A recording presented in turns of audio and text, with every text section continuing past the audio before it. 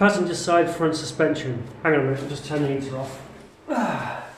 Heater, very necessary out here in Oslo.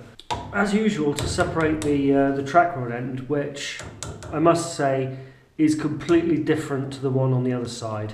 This rubber gaiter is rather interesting, but what surprised me more than that is there's this. Just happens to have been sort of in there. Don't know what it was doing. So what else have we got here? A copper washer. I don't know if any of this is normal, and there's the ball joint. Now this was done to get it through the Norwegian version of the MOT just before we bought the car. And you can see the split pin. There's no castellated nut for the split pin to hold in place. I love stuff like this.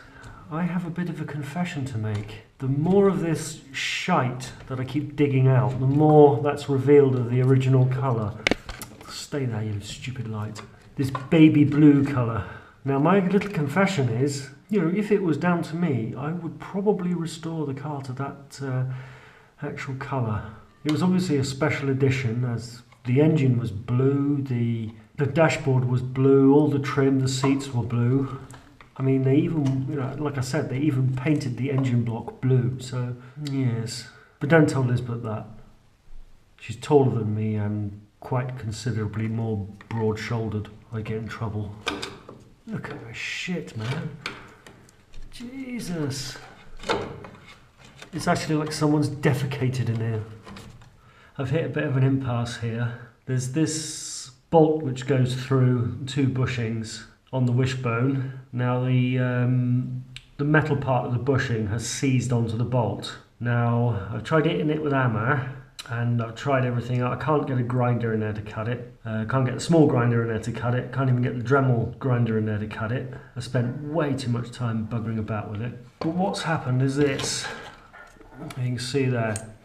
That's what the bolt looks like, and there's the bushing from inside, or that's the metal bit from inside the bushing. Slides over like that. Now it's seized in position with the chassis in there. Now I need to find a way of getting it out or cutting it.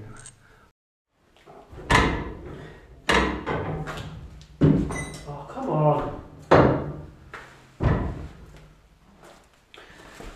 Nice.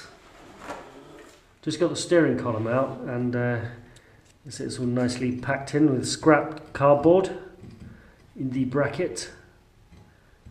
I might keep that. I think I better have a bit of a tidy up, don't you?